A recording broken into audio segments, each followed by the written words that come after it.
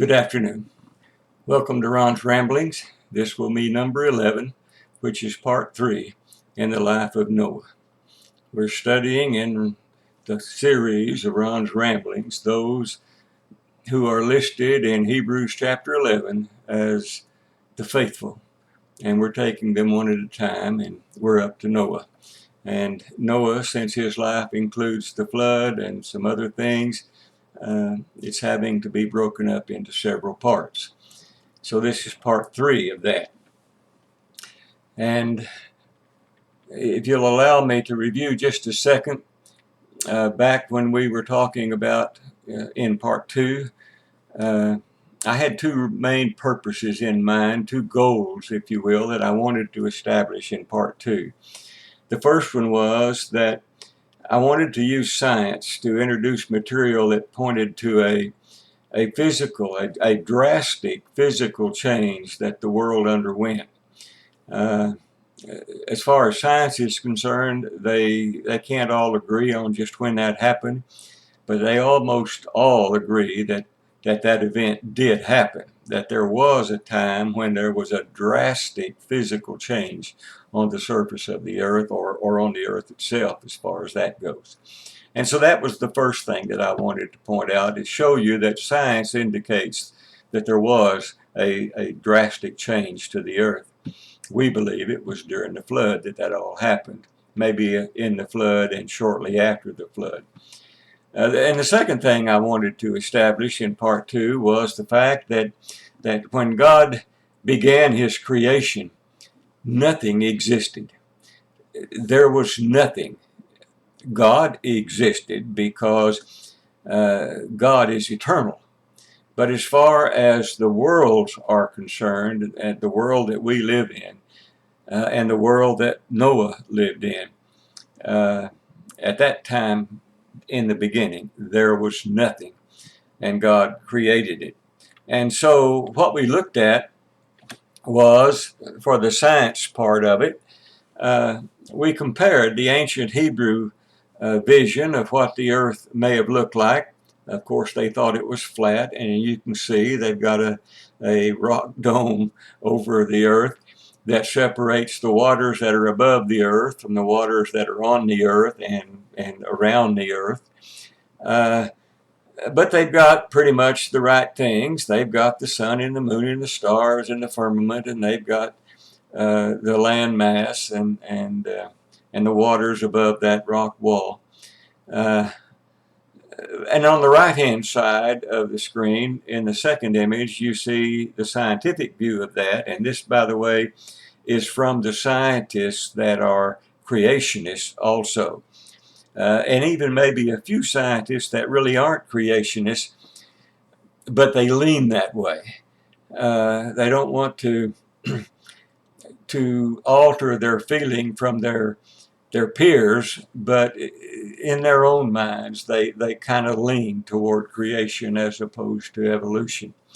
But this is the image that the science people have come up with. They call it that single landmass a Pangaea, if I'm pronouncing it right. And they show the atmosphere as well, and then they show a canopy, as they have it labeled, of water vapor that exists above the atmosphere on the earth. The two major things that we see there in those images is that the one on the left, the Hebrew version, depicts a kind of a flat world with a dome over it, whereas the scientists realize it was a global earth. And so the atmosphere would need to go completely around, or completely surround, if you will, that global earth. So hopefully we accomplished my goal in doing that in part 2 of Noah's life. And then the second thing was I wanted to show, again, using the scientific view, the fact that the tectonic plates, the continental drift, and the Pangaea, that one large mass, of land uh, at some point changed from what you see kind of there on the left, and that, by the way, is something that I used Photoshop for and made. So that may not exactly illustrate what the scientist's view is, but the point was to get it all in one landmass so a person could walk from any place on the earth to any other place on the earth, except he had quite a long walk in some instances. But what we show is the difference between that one landmass and the image on the right, which is the earth today as we know it, where the continents are separated, some of them by thousands of miles of ocean. So that would have established, if we view those things, and if I illustrated them and talked correctly about them, the creation scientific view of the world. Now, then I wanted to show that my second goal was to show that there was nothing before the creation. And so what we did is we looked at the first two verses in the Bible, the first two verses of the book of Genesis, the first book in the Bible. And we saw that in those first two verses of the Genesis record, it assumes that the reader will understand that prior to God's creating the world, there was nothing. Granted, it's difficult for many people to accept the fact that there was ever a time when nothing physical existed. But those who believe the Bible, those who believe in God and accept Him as the Creator, they should accept that easily because that's what He says. And we believe the Bible to be the truth. And as I said, God is eternal. He doesn't exist in a time-related area. He lives, or He exists in eternity, which has no time base. Everything in eternity is present tense. When He spoke to Moses and was telling Moses to go down into Egypt and to bring his people out, to convince the Pharaoh that the Pharaoh needed to allow the people to come out, Moses was a little concerned about who he was to go down and tell them who sent him. He was kind of in a quandary about what to say in regard to that. And so he asked God, what do I say when they ask who sent me down here? And God's answer to him was, I am that I am. Notice, there is no past tense. There is no future tense. I am that I am. All present tense. That's eternity. Present tense. There is no what used to be, and there is no what will be. It's all what is. Eternity. It is not a time-related existence at all. But God was creating an earth and a world and a solar system and an existence in which it would be time-related. And so God saw fit in the process of His creation to create things in order. That is to say, when He got to the sixth or seventh thing that He created, He didn't have to say, uh-oh, I left out one because that has to come before something else. He had it all down pat. And He knew exactly what He was going to do and the order in which He was going to do it. And that's the way He lays it out in Genesis chapter 1. And that's what we're going to speak about until we get a good understanding of what existed and what the world looked like right after the beginning, up until the 600th year of Noah's life. So what we saw last time in part 2 of Noah's life is we saw that God created from nothing a space called Shamay. Again, I'm not a Hebrew speaker, so some of the things that I some of the Hebrew words that I pronounce. I may not get them correctly, but hopefully you can understand. And if you speak Hebrew, maybe you can make out what I'm trying to say. But he called it Shameh. And the Hebrew meaning of Shameh is, it is a space. It is an area that God created. Prior to that, there was no space. There was no area.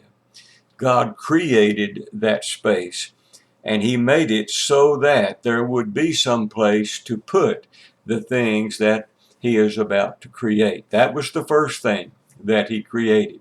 And that, in Genesis chapter 1, is the heaven. In the beginning, God created the heaven and the earth. The translators translated the word Shameh to heaven. It isn't a plural word.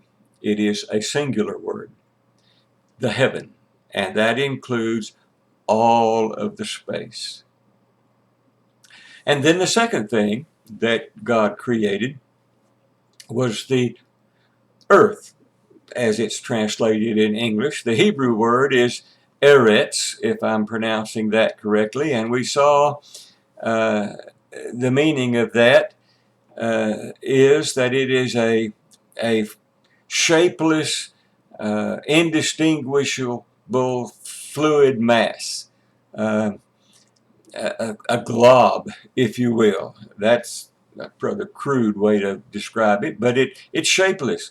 And God himself says by using the word eretz, which one of the meanings is that it's worthless, in that existence it would be worthless.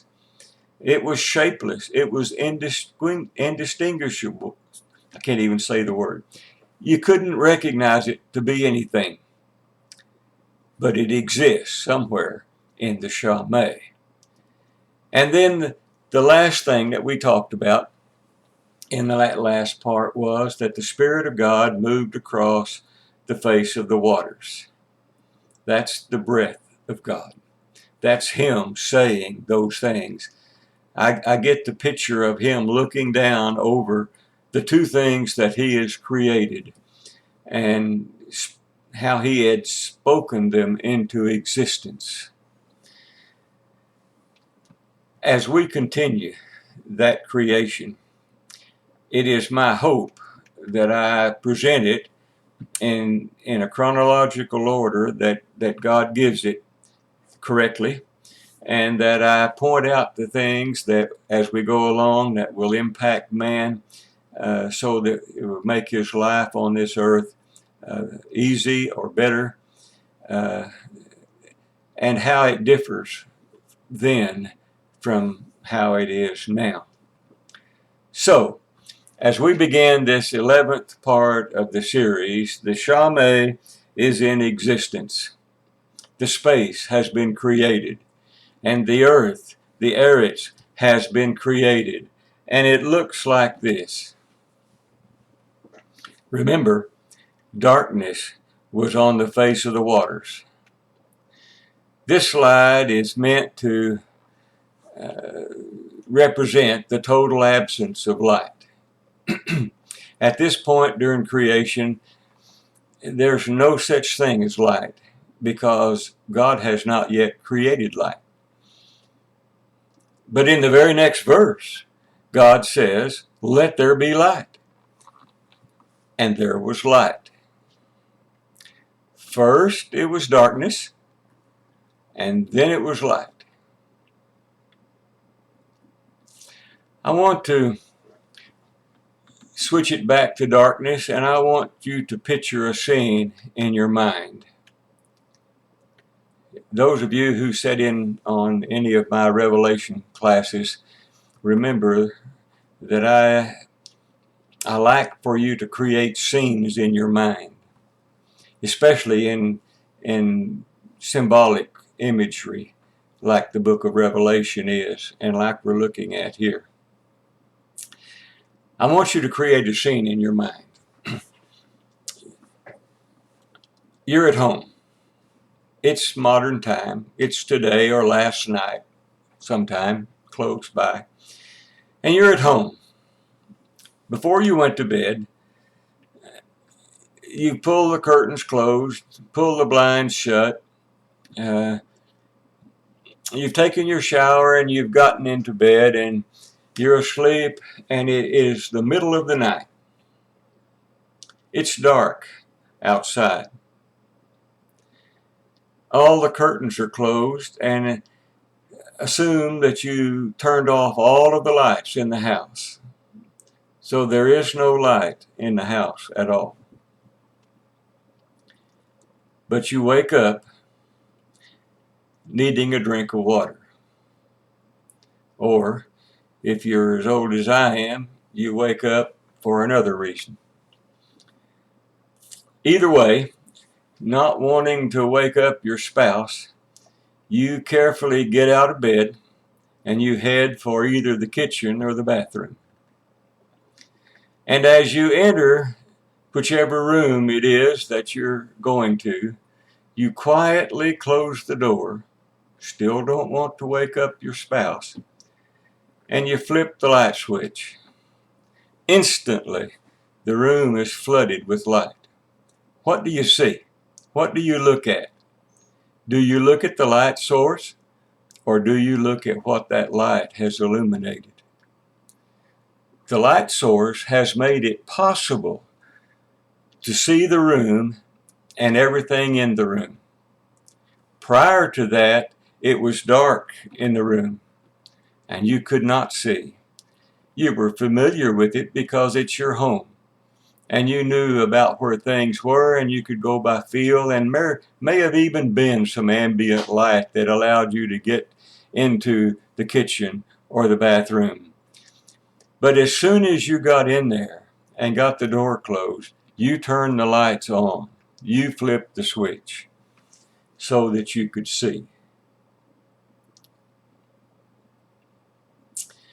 The Hebrew word that is used for light is the Hebrew word or. And according to Strong's Hebrew Dictionary, it means a bright, clear illumination. It even includes lightning. First, I want you to notice that the word is singular, just like the word heaven in verse 1 was singular, and the verse earth and the word earth in verse 1 was also singular. It is a singular creation. He created light. We're not talking about the moon or the stars or the sun. These all come later. Here, the word or means light itself. It is the generic light, bright, clear, illuminating, and it is the opposite of darkness. And so, God saw the light, and it was good. The Hebrew word that is translated good is tab, and it means actually best. Stop and consider, there's only two things in consideration here, darkness and light. And of those two things, light is the best. It's easy to understand that, I think. Light is better than darkness. And as a matter of fact, in the New Testament, the word light becomes extremely important. But here, God has created light. So we've got light and darkness. And then it says in Genesis chapter 1, verse 4, that God divided the light from the darkness. The Hebrew word is badal, and it means separated, or it distinguished the difference between light and darkness. And God called the light day, and the darkness he called night. The word day is yom, or yomei, I guess, is the correct way to pronounce it. And it really means to be warm, or the warm hours, as opposed to the cool evening. And then, in that same verse, it says that he called the darkness night. The word night is la yil, I hope. And it really means to twist away from or to be adverse to. And so it is the opposite then of day. It is dark, night, and light, day. So in this instance, the meaning, I think, is to be adverse to or opposite of light, and the alternating regular order of the pattern. We have night, day, and then night and day. If someone should ask you, what came first, day or night? You know the answer. It was night, because darkness prevailed in the early moments of creation until God said, let there be light. And then we see in verse 5 also that night, that darkness, God pronounced it as evening. And the Hebrew word is ereb, and it means dusk, or actually the beginning of darkness. The opposite to that, the morning, the Hebrew word is boker, and it means dawn, or the breaking of day. God puts those two together, the evening and the morning, and he calls them, when he puts them together, the first day. That became the custom throughout history, especially is it so for the Jewish people. They still practice that norm. As we had a class recently that I taught regarding time, and we saw that the Jewish people view the day actually beginning at 6 o'clock at night. Now, I won't go into all of the details of how it was established to be finally 6 o'clock. But their day runs from 6 o'clock at night, that's evening, all the way through the night until morning, the dawn, the day, and then runs until just before 6 o'clock the next evening, when the following day begins. It's not any different at all than the way we mark our days. Our days start at night too. We just start them at midnight. Our day starts the first second after midnight and runs until midnight. It's the same thing, but the fact that they begin it at 6 o'clock in the evening kind of messes up things for us when we try to use their time keeping in order to understand just when things happen. And that's especially true if you're studying the life of Christ and the crucifixion and the things that happened prior to that. Most of it happened during the night, what we would call during the night. And I'm sure that'll be talked about by Brian in the classes that are ahead of us in that, if you're in that class. So let me summarize with what we found out. It may be interesting for you to see that there were 7 things created. Now, those of you who know me and have sat in on classes of mine, the number 7 has a particular meaning. It means completeness or perfectness in the sense of completeness. And so it isn't at all odd that on the first day God would create 7 things. First, he created the Shama, the empty space. It is called heaven.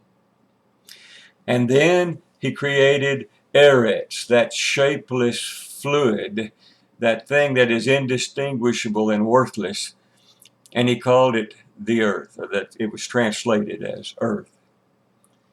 And then is Koshek, the darkness, and then or the illumination, the light. And then Arab, the dusk, the evening, and Boker, the dawn, the morning. And God putting them together